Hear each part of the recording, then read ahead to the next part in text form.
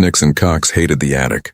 It wasn't just the dust or the creaking floorboards, it was the feeling, like stepping into a tomb. His grandfather's tomb. Richard Nixon, the man who'd been president, and the man the world still mocked 50 years later. At 45, Chris was a father now, a husband and a man who thought he'd escaped the shadow of his name. But standing here in the old Saddle River house, he felt like a boy again, small, guilty, trapped under the weight of history. It was March 6, 2025. Cold, gray, and the kind of morning that begged you to stay in bed. But his wife, Andrea, had been after him for weeks. "We need the space, Chris," she'd said. "Lila's toys are everywhere. Just deal with it," she was right. His mother, Tricia Nixon Cox, had passed last spring, leaving the house to him. Now the attic was his problem, a graveyard of boxes, furniture, and ghosts. He took a deep breath, rolled up his sleeves, and started digging. Old letters, stacks of yellowed paper, thank you notes, photos of smiling strangers, and family he hadn't seen since the funeral. Each box felt heavier than the last. "Goddamn pack rat," he muttered, kicking an old crate of speech notes. Hours passed. Dust filled his lungs. Sweat stung his eyes. Then under a cracked window he found a box sealed with brittle tape. He cut it open. Inside, manila folders stamped in faded ink, personal, RN.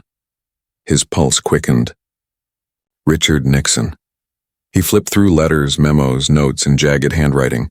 Then something cold touched his hand, a small, rusted filing cabinet. He yanked it open.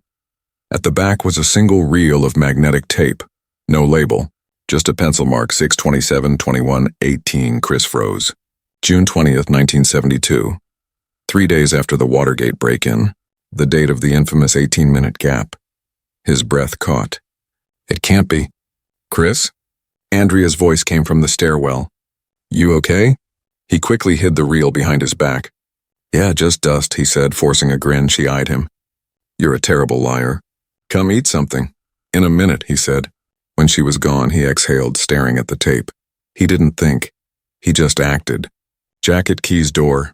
30 minutes later, he was in Hoboken, knocking on an old friend's door. "Jesus, you look like hell," Mike said, grinning. "What brings you here?" Chris held up the reel. "Can you play this?" Mike's eyebrows shot up. "A reel-to-reel?" "Old school." "Where'd you—" "Doesn't matter." "Can you?" Minutes later, the machine hissed to life. Nixon's voice crackled through the speakers. Low, familiar. "Those bastards in the press," he growled. "They'll twist anything." Chris's heart pounded. Then silent, static, the infamous 18 minutes. "Keep going," Chris whispered. Mike shrugged but waited. Then, a click, a door shutting. Nixon's voice again. Softer, shaking. "I can't let them know." "Not about JN, not ever." Chris froze. "Rewind that," Mike did. The same words. "Not about JN, not ever." Nixon sounded terrified. "Who's JN?" Mike asked quietly. Chris didn't answer. His mouth was dry. The reel spun to a stop. "You okay, man?" Mike said. "You look sick." "I'm fine." Chris snatched the reel, shoved it into his jacket. "Don't tell anyone about this." Outside, the night was freezing. He sat in his car, gripping the tape. Kids used to tease him. "Your grandpa's a crook." He'd laugh it off, but this was different. He pressed his forehead against the steering wheel. His chest heaved. "What did you do, Grandpa?" he whispered. "What the hell did you do?" The reel sat in his lap, heavy as guilt. The lost 18 minutes weren't lost anymore. They'd just found him. Everything, the weight of that name, the years of pretending it didn't matter, was cracking him open now like a dam about to burst. The car windows fogged from his breathing, Hoboken streetlights smearing into yellow streaks. He didn't care. Couldn't move. That tape, those 18 minutes, sat on the seat beside him like a bomb, ticking louder every second. "It's not about JN, Nixon had said, his voice trembling like a scared kid's. Chris kept replaying it in his mind, every word cutting deeper. Who was John? Why did it sound like his grandfather was begging? He'd never heard Nixon like that. Not in old news clips, not in the stiff stories his mom used to tell. This was someone else. Someone broken. His phone buzzed in his pocket. He ignored it. It buzzed again, harder this time. He snatched it out, ready to throw it across the car. Andrea. Guilt hit like a slap. He answered. "Yeah?" His voice was rough. Where are you? She asked, sharp but worried. It's been hours. I'm at Mike's, I'm fine. You don't sound fine, she said, her tone softening. What's going on? You've been weird all day. He squeezed the tape reel, its edges digging into his palm. I found something in the attic. What, like a treasure chest? She tried to laugh, but it fell flat. No, he swallowed hard. A tape. Grandpa's. Silence. One of those tapes? I don't know, maybe. He couldn't say more. Couldn't tell her about the voice, the fear in it, the way it was tearing him apart. Chris, come home, she said firmly. Whatever it is, we'll figure it out. Lila's asking for you. That hit worse than the tears. His little girl, 3 years old, wild curls, big eyes, probably toddling around calling his name. His chest caved in. I'll be there soon, he lied. Just give me a minute. He hung up before she could reply. The phone clattered into the cup holder. He slammed his fist on the wheel. Damn it! The horn blared loud and sharp, cutting through the quiet street.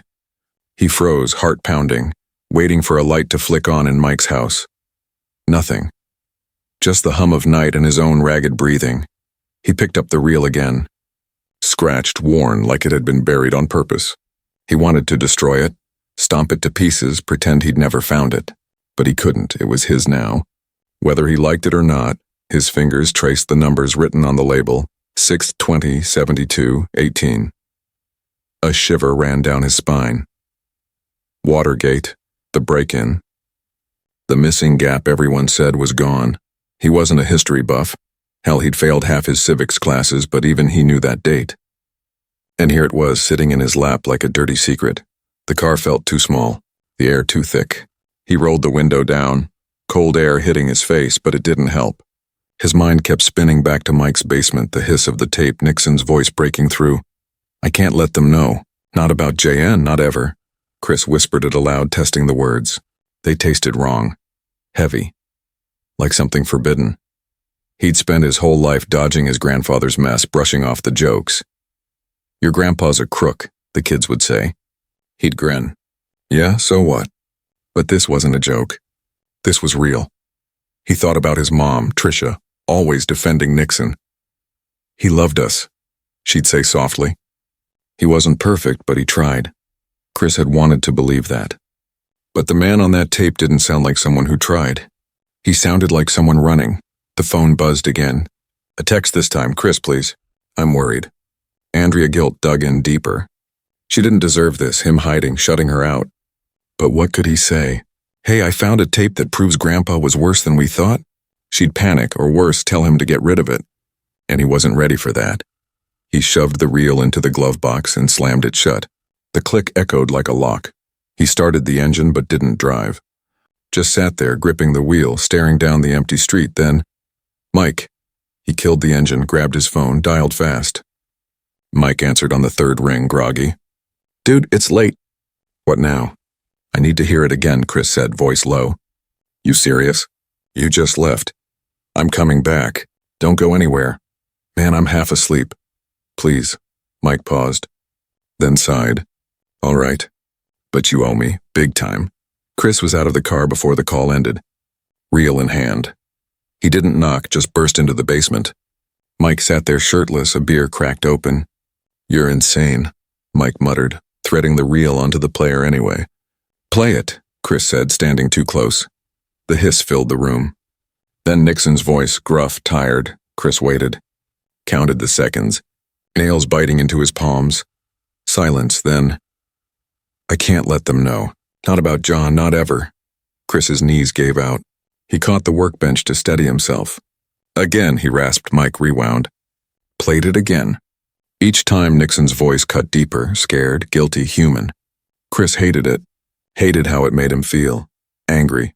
Lost. Stop, he said finally. Hoarse. The tape clicked off. Mike watched him. You gonna tell me what this is? No, Chris snatched the reel. Not yet. It's your grandpa, isn't it? Mike's voice was quiet. Chris didn't answer. Couldn't. He turned for the stairs. Thanks. Chris, wait, are you okay? I'm fine. Another lie. Back in the car, he didn't cry. Just sat numb, the reel on the passenger seat like a ghost. His phone buzzed again. Home. Now. Andrea. He typed back. Soon. Then tossed the phone aside. He wasn't ready to face her. Or Lila.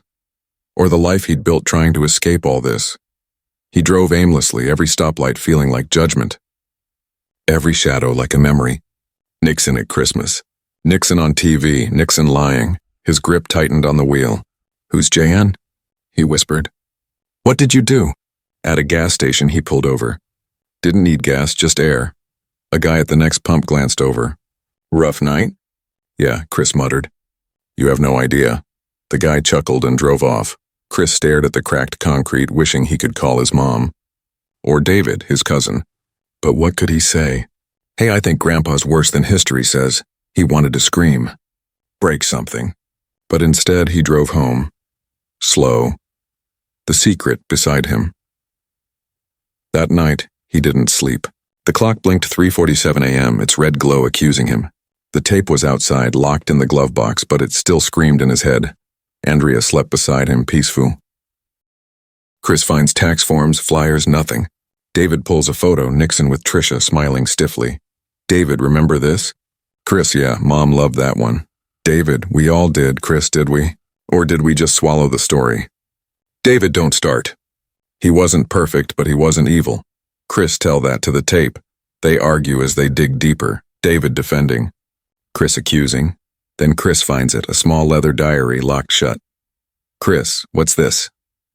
"David, Grandpa's mom had it locked. Chris, you got a key?" David, "No, probably rusted." Chris jams a letter opener in. Snap. The lock breaks. Yellowed pages flutter open. Nixon's jagged handwriting. Chris, June 20th. "Here, listen." Reads, "Jay came to WH, begged me to stop it." "I can't, he knows too much. God help us both." David snatches it. "David, Jay. Who's Jay? Not Dean? Not Mitchell?" "Chris, then who?" "David, this doesn't make sense." Chris's mind races. "Chris, Mom once said Nixon hated hippies." "John Lennon, David," laughs the Beatle. "You're insane." "Chris." "No. Listen, Lennon was in New York then. FBI was on him. Nixon wanted him gone. What if Lennon showed up? What if JN is John?" "David, that's conspiracy crap." "Chris, then explain it." "He knows too much." "About what?" "David, you're turning Grandpa into a villain." "Chris, I heard him, David. He was terrified." Silence. "David, you're breaking us apart, Chris, the family." "Chris, he broke it first." The diary lies open on the floor like a confession. "Chris, say something." "David, what do you want me to say? That he's some criminal mastermind?" "Chris, I don't know what he is, but he's not who you think, David. He loved us. He'd do anything for us, Chris." "Then why is he scared on that tape? Why is he writing about Jay knowing too much?" "That's not love, that's guilt." David turns to the window. Gray clouds roll in. "David, you're hearing what you want." "Chris, I'm hearing him. I didn't ask for this, but I can't unhear it." "David." "What, you gonna tell the world Grandpa had a showdown with John Lennon?" "You'll ruin us, Chris. We're already ruined." "You think people don't still whisper?" "I've been carrying this name like a curse. David, I've been fighting for it, for him. Writing, teaching, defending. While you just lived your neat little life." "Chris, don't you dare. I built a life. You built a shrine." David's jaw tightens. He grabs the tape. David, play it again, then. "Let's hear your proof." Chris snatches it back. "Chris, I don't need to. I know what I heard." David threw his hands up. "Then tell me what it means, because I don't get it." "It's not about John. Who's JN? Why is it tearing you apart like this?" Chris sank into a chair, the fight draining from him. "I don't know," he whispered, staring at the reel. "But it's not Dean, it's not Mitch, it's someone else, someone he was terrified of." David's anger faded into concern. "You really think it's Lennon?" Chris nodded slowly. "Yeah, maybe. That's insane," David said, sitting back. "You know that, right?" "I know." Chris rubbed his eyes, exhausted. "But it fits. He was in New York. The FBI was all over him. Grandpa hated him. What if he showed up that day? What if he had something on him?" "Like what?" David leaned forward. "What could Lennon have that would scare him this much?" "I don't know," Chris said quietly. "But that tape, it's not just a cover-up. It's personal. You heard him." David flipped open the diary, reading the page again.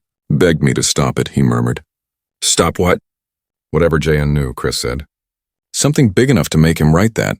To erase 18 minutes. David set the diary down gently. If it's Lenin, why go to the White House? To fight? He was loud, always mouthing off, Chris said, his mind racing. Maybe he had proof, tapes, papers, something the FBI did. Maybe he shoved it in Grandpa's face and Grandpa panicked, David finished. Erased the tape to hide it. Chris's throat tightened. But this one got away. Silence filled the room, heavier than their shouting. The diary and the reel sat between them like ash after a fire. Chris's hand shook. He wanted to call Andrea, hear her voice, but didn't know what to say. I'm falling apart, he whispered. No, David said softly. You're just lost. Chris let out a wet, broken laugh. I'm drowning, man. It's too much. Then let me help, David said, reaching out. We'll figure it out together. Chris pulled back. I don't know if I can. You still see him as a hero. I don't see a hero, David said, voice breaking. I see a man, flawed, messed up. But don't take that from me, Chris. Chris said nothing. He grabbed the tape and diary, stuffed them into his jacket. I need air. Chris, wait. But he was already gone, out into the cold dusk. He sat in his car, the diary and reel beside him. His phone buzzed. Andrea, you okay? He didn't reply. He just stared at the darkening sky, Lenin's name looping with Nixon's voice. Quiet tears soaked into his collar. David was right, it was insane. But it was real, his now. His family's shame. His burden. The next morning, Chris woke on David's couch, his neck stiff, his mouth dry. The diary and tape sat on the table like a dare. March 7th, 2025. The Pennsylvania sky outside was dull gray. He rubbed his face. His phone was dead. Andrea had probably called a dozen times. Guilt twisted in his gut. He picked up the tape. John Lennon, he muttered. Still sounded crazy, but it stuck like a splinter. David shuffled in, hair messy, holding 2 mugs. You look like hell. Thanks, Chris said, taking one. The heat burned his palms, but he didn't care. You sleep? Barely. David eyed the tape. You're still on this Lennon thing? I can't shake it, Chris said. It's nuts, Chris. Maybe, he said, setting the mug down. But I'm not letting it go until I know. Know what? David snapped. That your grandpa's a villain? That he what, took out a rock star? I don't know, Chris shouted, standing. But he's hiding something. And I'm done pretending it's nothing. David flinched, then sighed. Fine, what's your plan? I need someone who was there. Like who? The FBI, Chris said. Someone has to remember, David scoffed. You're going to cold call the FBI? No, Eddie Russo, old agent. Worked security for Grandpa. Retired now, David frowned. Met him once. Mom's funeral. Drunk old guy. Lives in Jersey. I'll find him. Chris, slow down. You're running blind. I'm not blind, Chris said, pushing past. I'm awake. You're going to break yourself and us, David warned. Call Andrea first. I will, Chris said, guilt twisting. Then he was gone. Eddie Russo's trailer, South Jersey. The place was a dump. Rusted junk, weeds, a faded flag. Chris knocked. Who's there? A gravelly voice barked. Chris Cox, Trisha's son. The door creaked open. A wrinkled man squinted. Nixon's grandson? What the hell do you want? Answers, Chris said. About Grandpa. June 72, Watergate, huh? Eddie grunted, waving him in.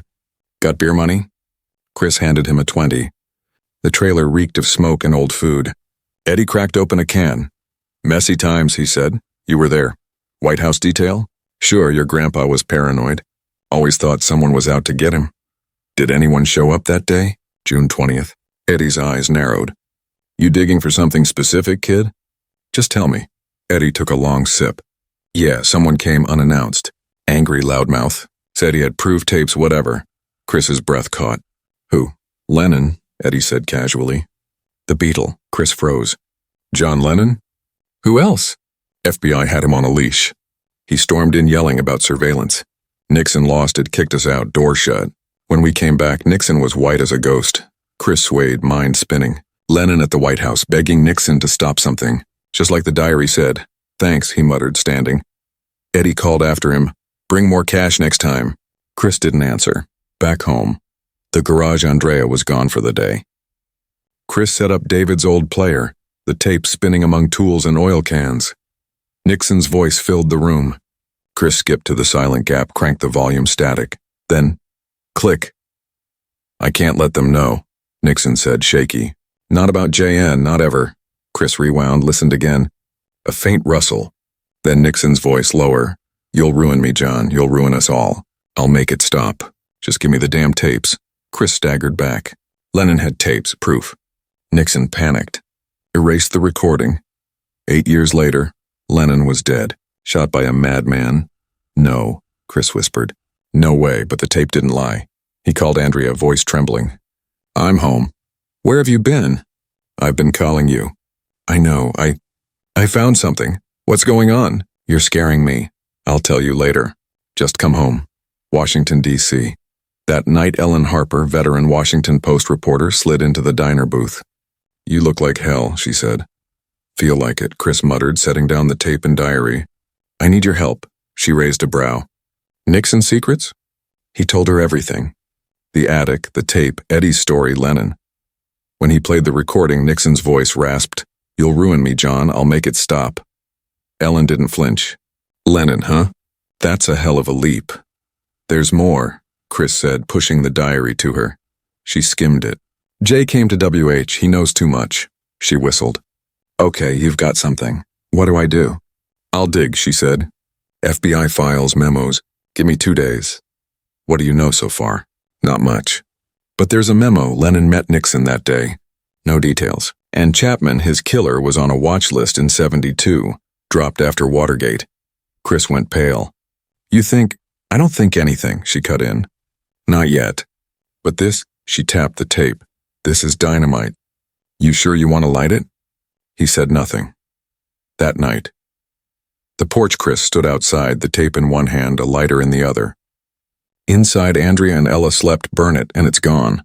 No scandal, no shame. Keep it, and his family's name burns instead. Grandpa, he whispered, tears running hot down his face. What did you do? He flicked the light.